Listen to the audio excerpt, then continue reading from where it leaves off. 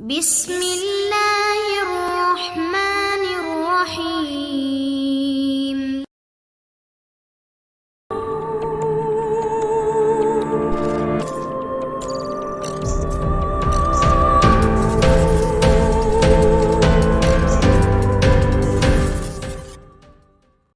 السلام علیکم دوستو، Imran series novel final game by Mazhar claim.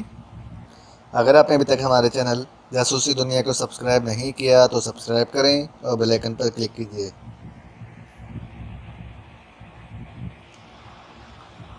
Chief, اگر ہم نے جذباتی انداز میں نہ سوچا تو لازماً ایسا ہی ہوگا جیسا ہم چاہتے ہیں کہ اس بار عمران کے مقابلے میں ایسی منصوبہ بندی کی جائے کہ نہ صرف عمران کا منصوبہ فیل ہو جائے بلکہ ڈارسی بھی منہ دیکھتی رہ جائے اور پورے کلاس میں آپ کی ذہانت اور کارکردگی کی واہ واہ ہو جائے۔ ڈارمن نے کہا، اوہ ہاں، واقعی ایسا ہونا چاہیے۔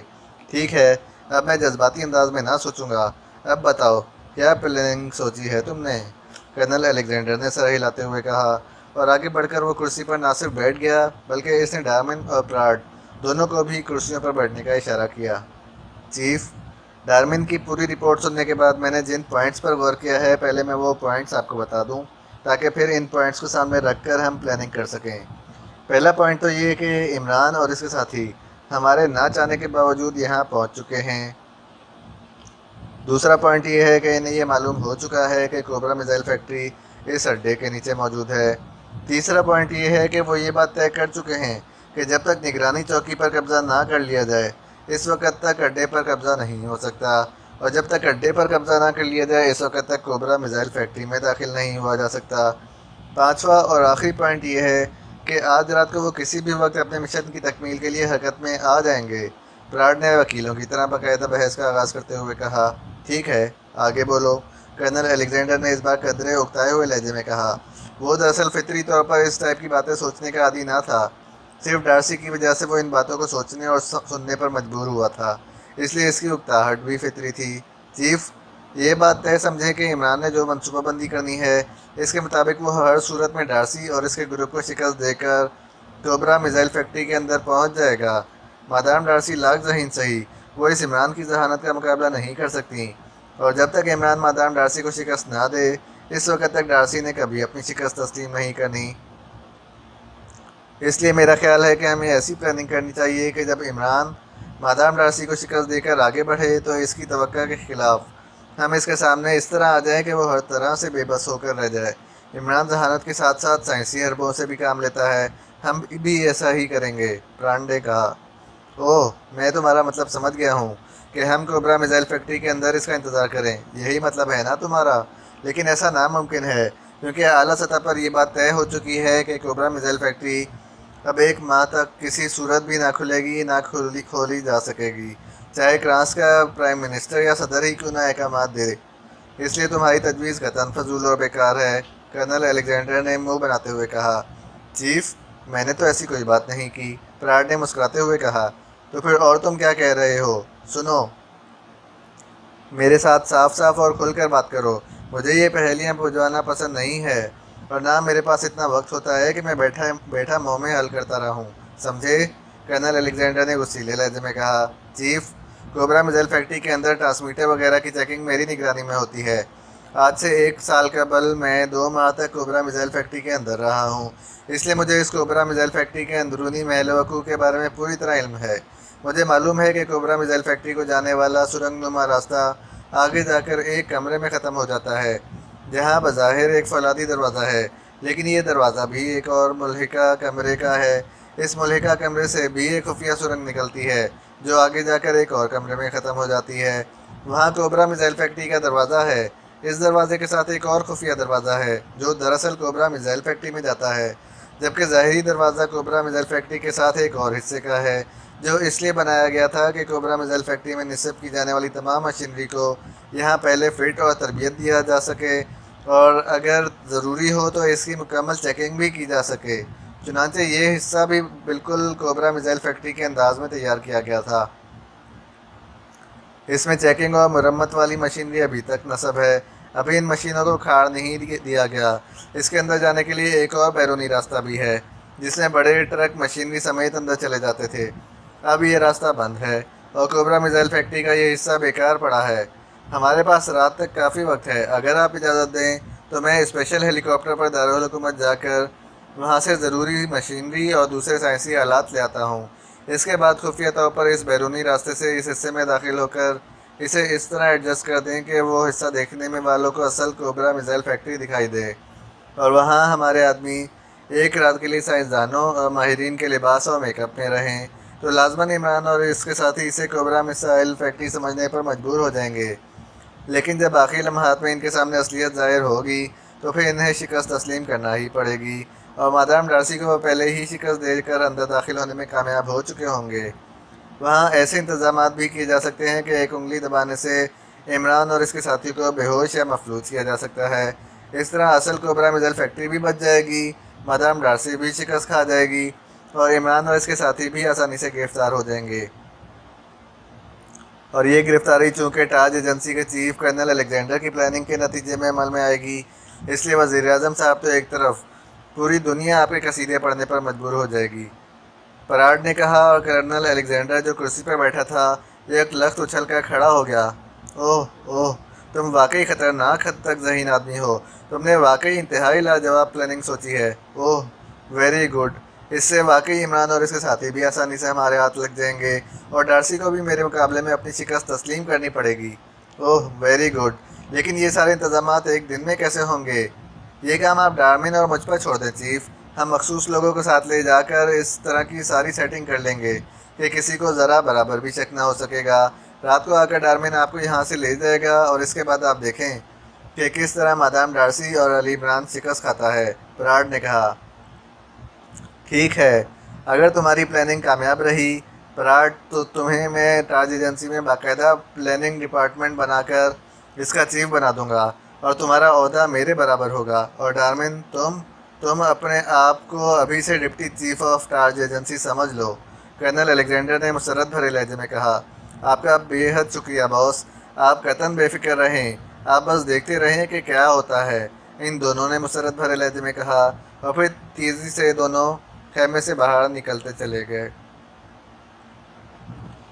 دو ٹیکسیاں 2 منزلہ خوبصورت اور جدید طرز تعمیر پر بنی ہوئی عمارت کے سامنے رکیں۔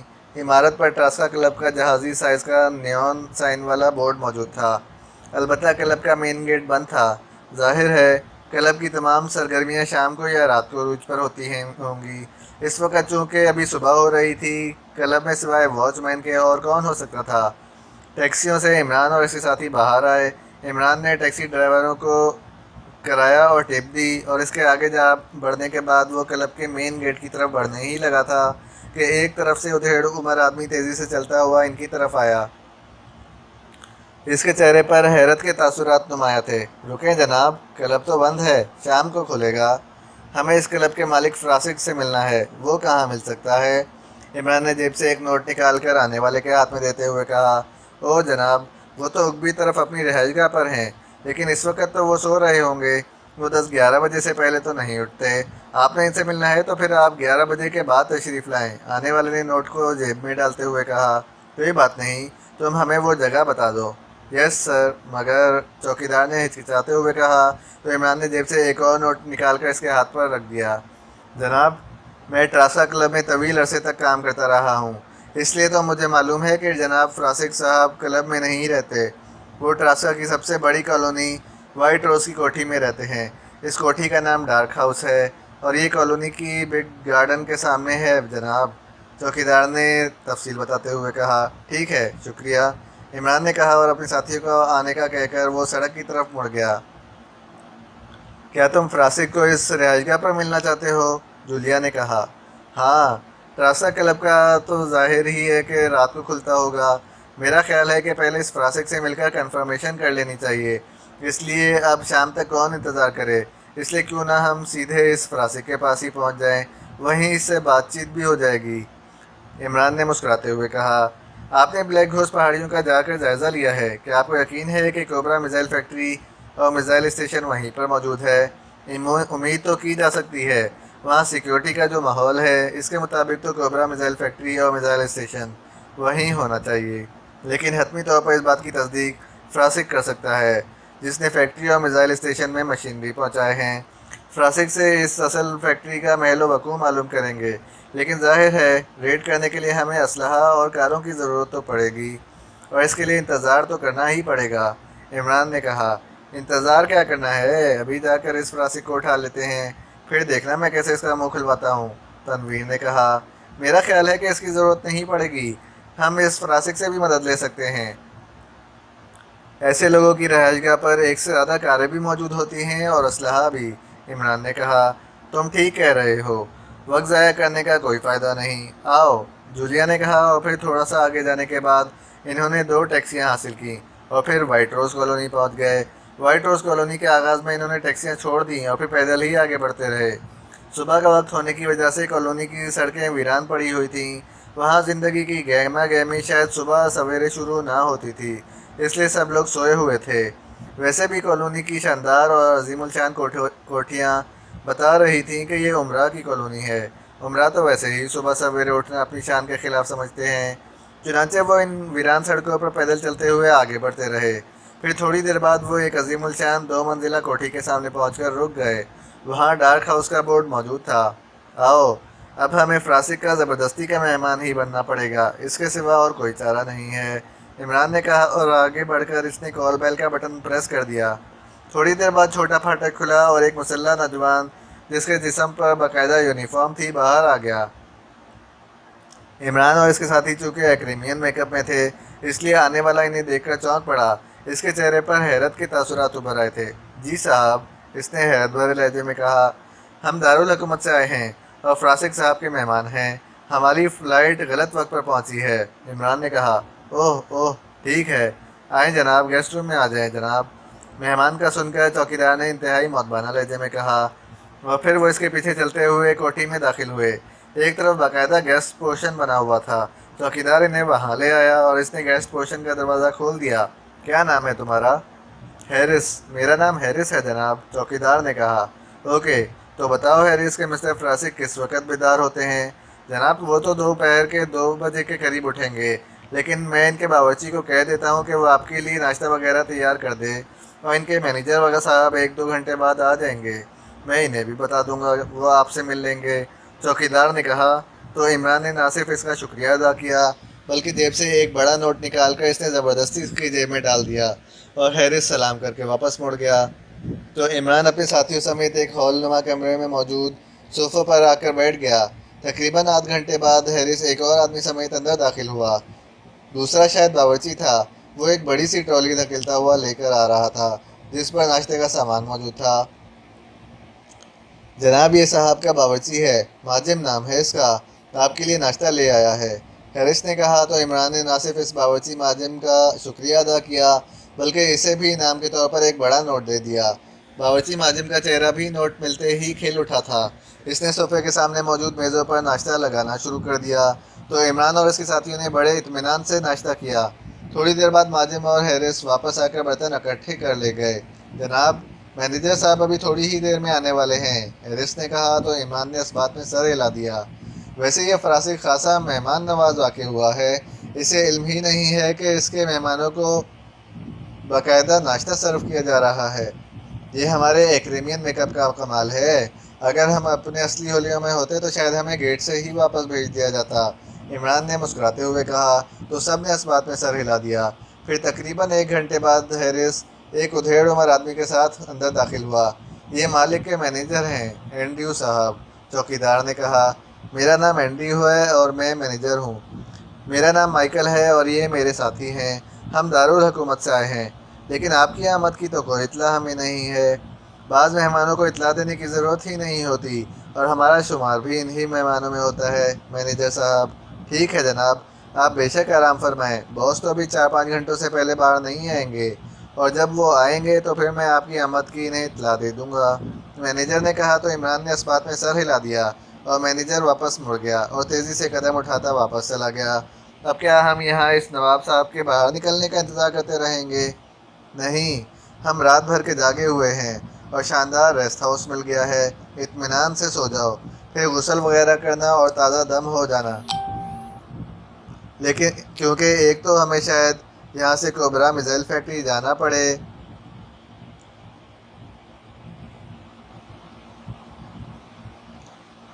اور دوسری بات یہ کہ ٹاج ایجنسی اور پاور گروپ بھی اب تک ہمارے خلاف فعال ہو چکے ہوں گے،